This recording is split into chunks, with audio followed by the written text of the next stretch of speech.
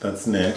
And that's Joseph, and today we're here to talk about Zombieland Double Tap, aka Part 2, which opens in theaters October 18th, courtesy of Sony.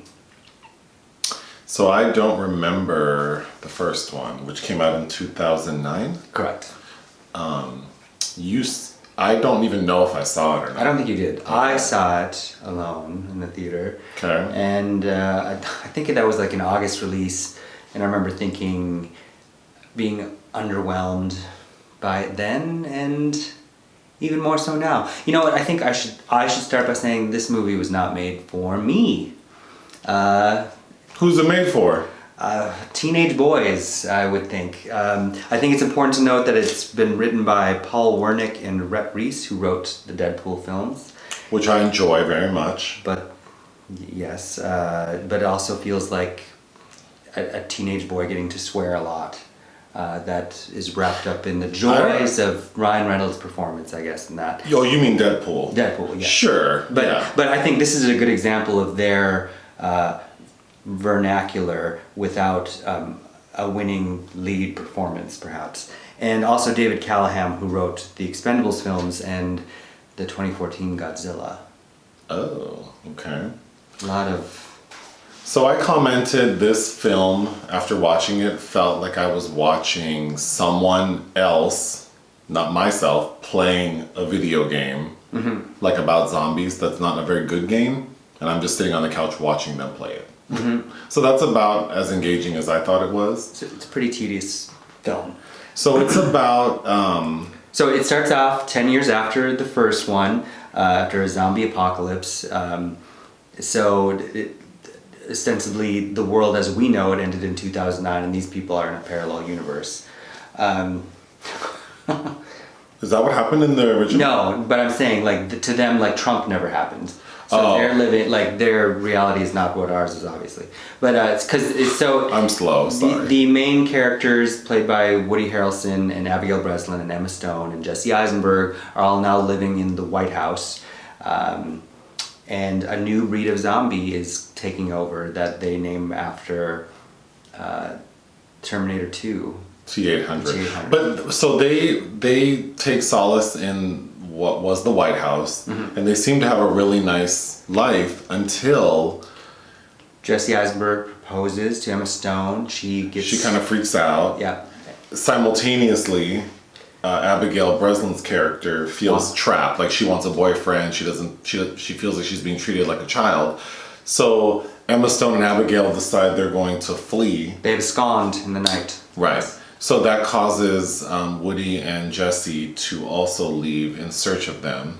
No, they're just kind of meandering around, and at the mall they run into... Oh, that's right. They're at the mall just hanging out like a month later, and they meet up with... Zoey Deutch. Who plays like a bimbo valley girl from hell. Like, she's just so stupid. It's very... She does get a few laughs as the movie rolls on, but it's very grating. And I feel like Ruben Fleischer didn't know how to direct that correctly. It was a lot. It was a lot to sit through. Her performance in general. Like you said, she does have moments, as they all do, except Jesse Eisenberg. Jesse Eisenberg's omniscient narration is que terrible. I feel like my body was responding to it. Like, I just did.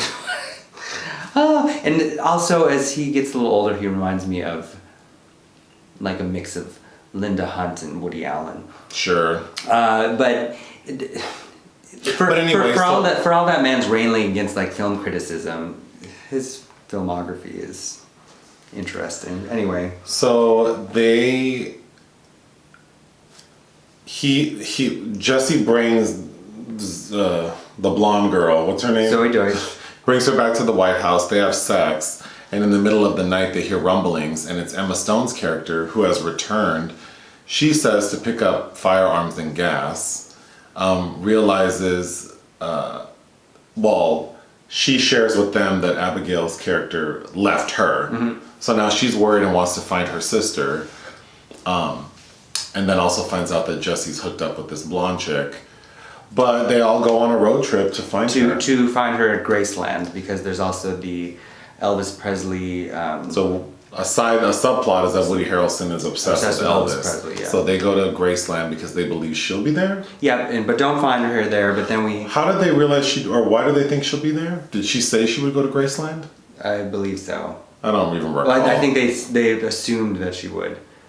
Anyway, while they go to Graceland, they miss Abigail and her new boyfriend. Well, they go to Graceland and realize that it's been destroyed, so they continue to travel and find a hotel that's themed after Elvis, that is kind of like guarded by Rosario Dawson, who immediately becomes smitten with Woody Harrelson's character, which is, I thought it was kind of cute. Sure. Woody Harrelson's definitely the strongest performer. Yeah. And the most likable character. Yes. And then Rosario Dawson is, like refreshing, I guess, like her character. It's nice to see her. Yeah, but she doesn't really do anything. No. So then this film has so much going on, and then the story is so like blah blah. As Meryl Streep in Death Becomes Her, blah blah. But while they're with Rosario Dawson at the Elvis Museum or whatever that is, Luke Wilson and Thomas Middleditch show up, and they're like replicas of Jesse Eisenberg and Woody Harrelson's character. So kind of like the bandit and the nerdy guy, which kind of plays out. I mean, it's kind of annoying and tedious because the joke goes on for too long. That's the whole film, I think. It's like the joke goes on for too long. Then they're exterminated because they turn to zombies. So then they realize that they need to go to this place called Babylon, which is where Abigail Breslin and so she says she wants to leave because she wants to be on her own and find a boyfriend, and immediately like runs into this like attractive like hipstery guy named Berkeley who takes her and says they're going to a place called Babylon, which is like this non-violent commune. It's a hipster mecca. Where they will be safe. So they end up there, the entire crew ends up there, and they seem to be doing all right until Woody Harrelson's character decides he wants to leave. And while he's leaving, he notices that those super zombies are headed to Babylon. Attracted by the fireworks. The fireworks that the Babylon that are indiscriminately being let off. Oh, it's so nonsensical. Yes. And, I know that I'm not like, none of this is real, and so much of it I just need to suspend my disbelief, but so much of this film doesn't make sense. Like, there are no rules. When Woody Harrelson's character drives back to Babylon to warn them about these super zombies, he like has time to train them on how to attack them. It seems everything's very belabored about it. Like even the comedy is beaten to the ground. Like the sequence about Rosario Dawson's driveway, which is supposed to be sexual innuendo, which they make sure that we know. Yeah, that comedy is innuendo, heavy-handed, and then Bill Murray shows up for a cameo bit after the credits roll. Yes. So that is worth sitting through.